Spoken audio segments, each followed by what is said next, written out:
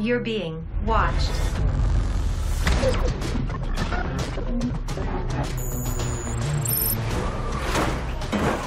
It's really happening. Oh my.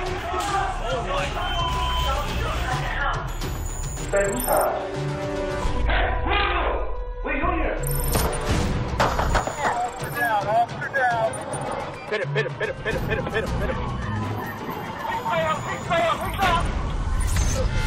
Hosted by Sean Sticks Larkin. You know you're on camera, right? Welcome to Crime Cam 24/7. In this first scene, you'll see officers try multiple tactics to subdue a violent man who's refusing to cooperate with officers. But when the man puts an innocent woman and her child in danger, officers are left with only one way to handle the situation.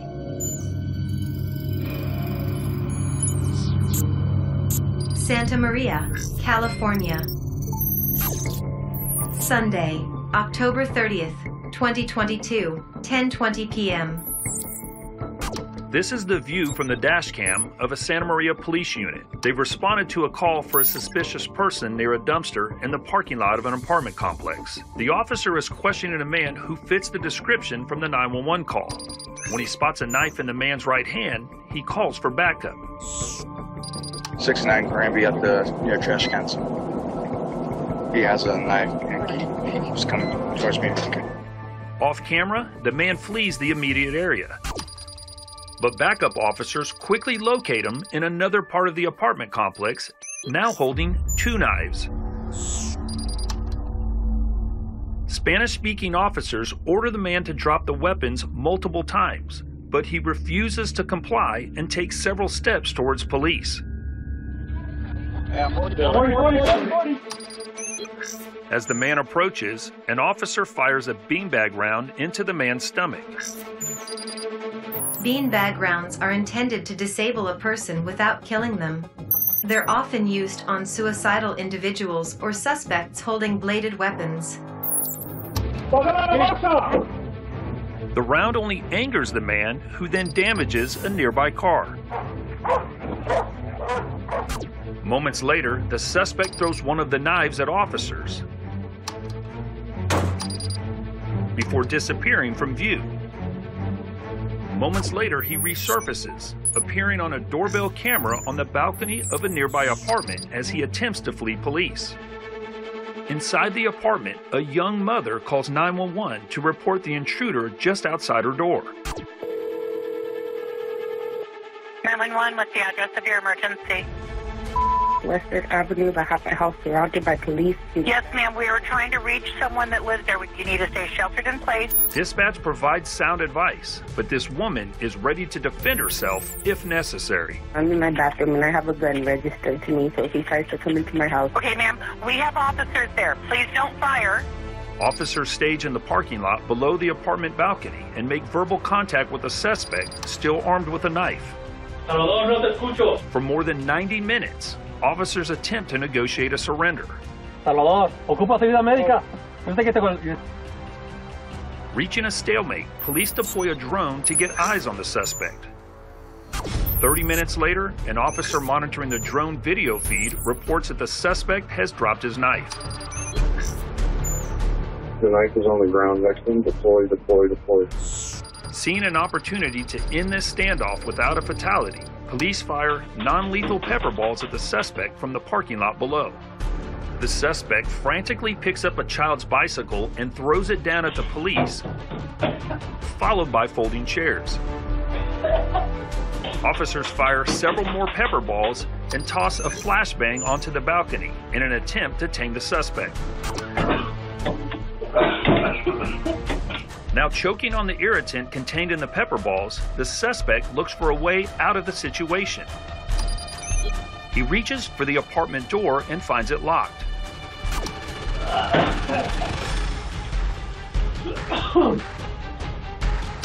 When the suspect breaks the window of the home, police have no choice but to open fire on the suspect to protect the innocent residents of the apartment.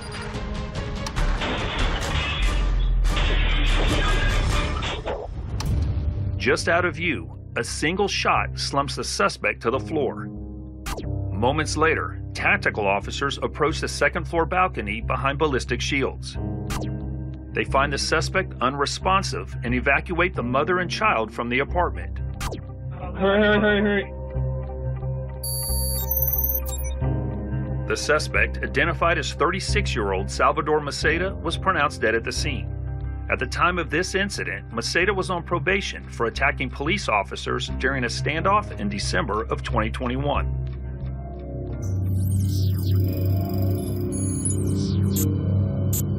Cincinnati, Ohio.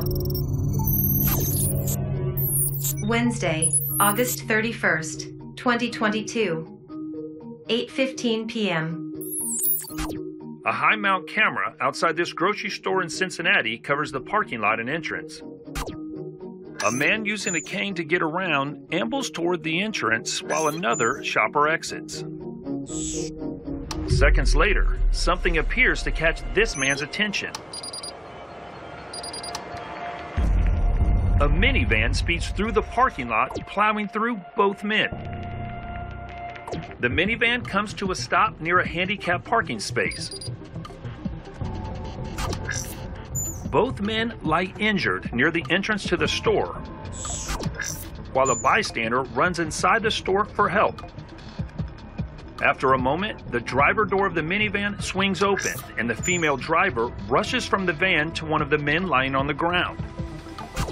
But instead of helping him, she attacks the injured man, raining down punches. This bystander rushes to the aid of the other injured man as onlookers begin pouring out of the grocery store. A store security guard bypasses one injured man to investigate the attack, but the out-of-control woman pays no attention to him. As several good Samaritans tend to the disabled man, the woman returns to her minivan and closes the driver door. While store security passively observes the woman in the van, several bystanders photograph the driver's license plate. A moment later, the woman emerges from the passenger side of the van, clutching an infant. This shopper records with his cell phone as the woman flees the scene, while one of her victims drags himself toward the store entrance. Out of the view of the parking lot camera, a group of witnesses detain the woman until police arrive. Officers identified the driver of the minivan as 24-year-old Tavia Chapman. The first man Chapman struck with her vehicle was her boyfriend, Jawan Lunsford, who suffered a broken leg. The disabled man Chapman ran over later died from his injuries. Chapman was charged with murder, multiple counts of aggravated assault, and child endangerment. Her 8-month-old child was in the van at the time of the incident. The possible motivation for the deadly hit and run? According to Hamilton County prosecutors, while inside the store, Chapman went through Lunsford's phone and found what she considered to be inappropriate text between her sister and her boyfriend. Chapman is being held in the Hamilton County Jail while awaiting trial.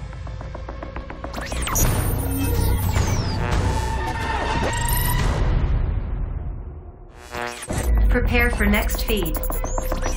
San Franciscans suffer an average of 74 car break-ins per day. Some of those cars are equipped with surround view camera systems, a handy feature if you drive in the Bay Area, where your chance of becoming a victim of property crime is 1 in 22.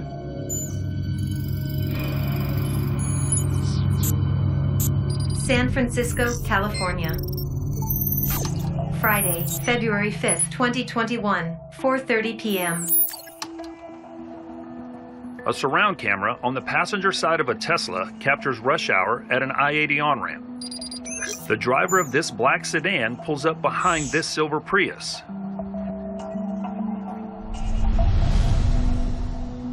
Then changes lanes and slowly creeps up next to it.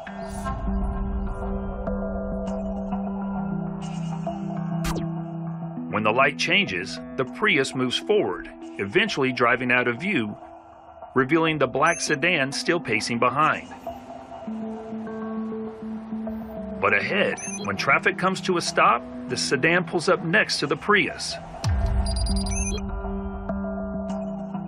Just as the traffic begins to move, a hooded figure emerges from the back door of the Honda, but quickly jumps back in. As he does, a brick falls out of the car.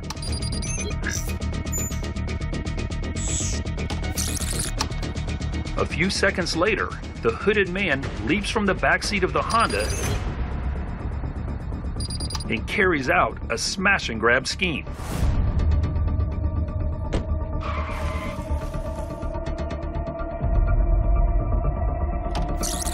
In the blink of an eye, the thief shatters the back window of the Prius and snatches a black duffel bag from the hatch. Inside, $7,000 in camera equipment used for real estate photography. With the car strategically positioned near plenty of open road, the thieves make an easy getaway. Back at the scene of the crime, the occupants of the Prius are stunned. In the aftermath of the smash and grab, the Tesla driver pulls over and offers the video as evidence to the victims and police, as well as a legion of Twitter followers. The victims are husband and wife real estate photography team Ben Bargabani and Masa Tigi. They reported to police that they had been followed by the black sedan from a photo shoot. The suspects made off with all of the photography equipment the couple owned. Despite a clear view of the license plate, San Francisco PD has not made an arrest in this case, which possibly means the black sedan used in the crime was a stolen vehicle. Within days, a GoFundMe set up by Ben raises over $7,800, putting the team back in business. Do you have information related to this incident? Please contact San Francisco Police Department's anonymous tip line at 1-415-575-4444. Prepare for more feeds. In the video you're about to see, two men specifically target a residence while the family is at home. Reportedly, one of the men had visited the house nearly 20 years earlier and spotted large sums of cash inside. Now, for whatever reason, he was sure the cash was still there. Now, to pull off the heist, they'll need someone in the house to lead them to the money. Arlington Heights, Illinois. Saturday, April 4th, 2020. 1:55 p.m. Two men in masks and gloves approach a suburban Chicago home from the street. Under his jacket, one is concealing a .25 caliber semi-automatic pistol and a knife. And inside this bag, his accomplice is carrying zip ties and a blowtorch. The man in front pulls open the storm door and checks to see if the main door is locked. When it doesn't budge, he gives a knock. He then notices the doorbell camera and issues a warning to his partner.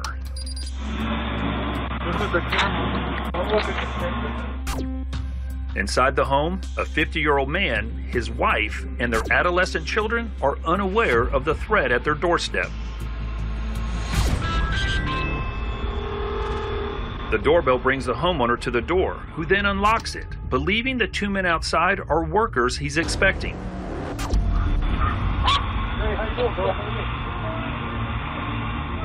But once the men are inside, it doesn't take the homeowner long to realize they're not who he thinks they are.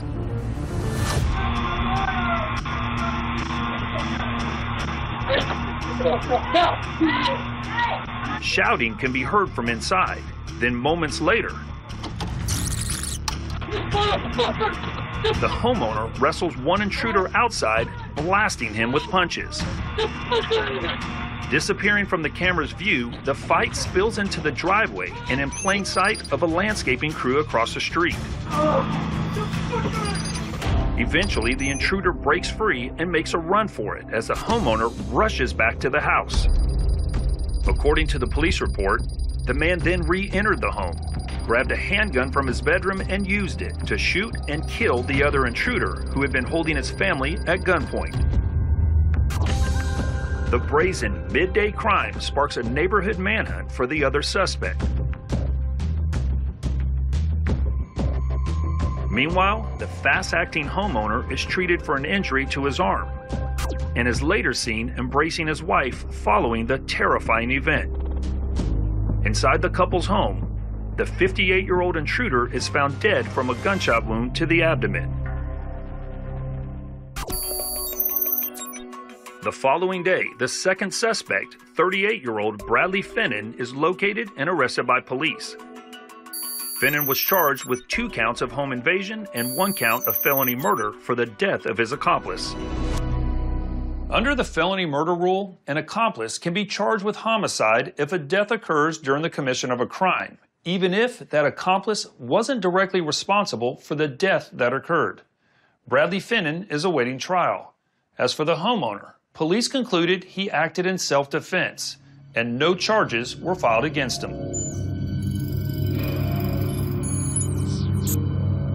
New Orleans, Louisiana.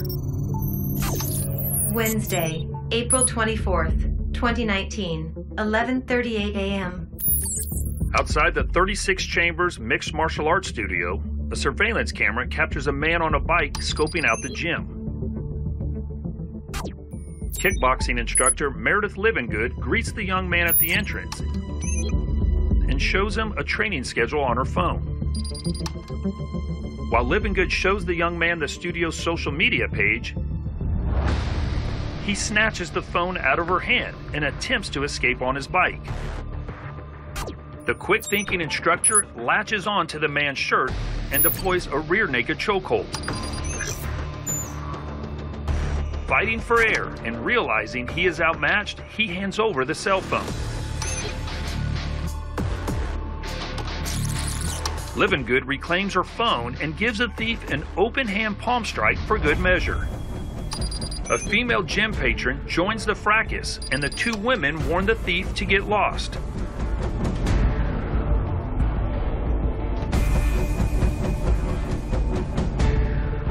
The would-be robber then reaches into his pocket, possibly reaching for a gun.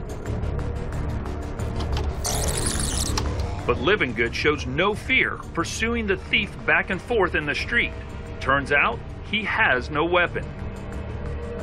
Instructor Livingood banishes the thief from the property, just as a good neighbor appears from next door to the gym, armed with a baseball bat. Another gym patron chases down the thief as he runs away.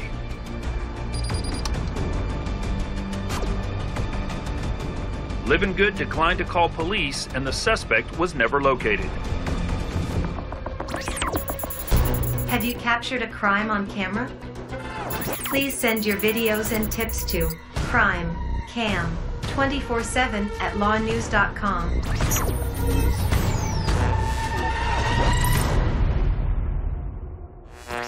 Prepare for next feed.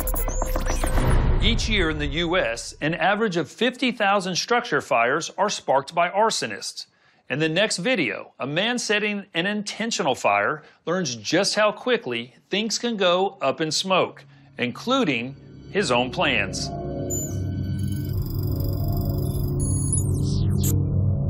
Sherrills Ford, North Carolina. Sunday, November 1st, 2020, 1 a.m. A security camera is rolling inside the office of an RV campground long after closing time. Outside the office, a second camera captures a suspect running out of the shadows towards the office, carrying a plastic gas can in his hand. Moments later, glass is heard breaking inside the office from just under this camera. Then, after the door swings open, the suspect enters, fiddles with something on the ground, then begins dousing the office with gasoline.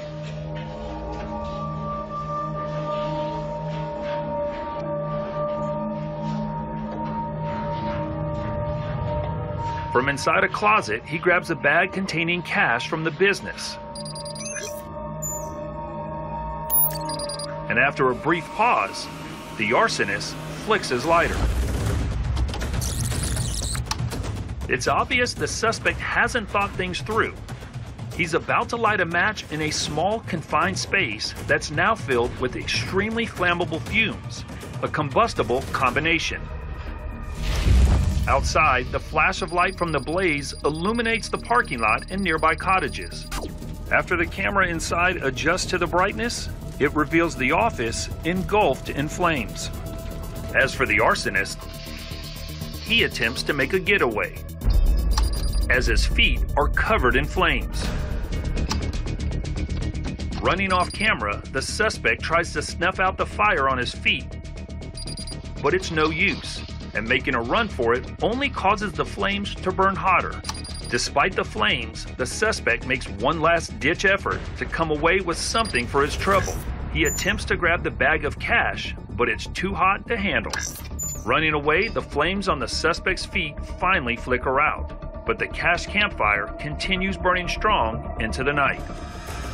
Police initially identified a former employee as a person of interest, but he was later cleared after cooperating with authorities. No arrest has been made in the case. That's it for this edition of Crime Cam 24/7. I'm Sean 6 Larkin, and thanks for watching.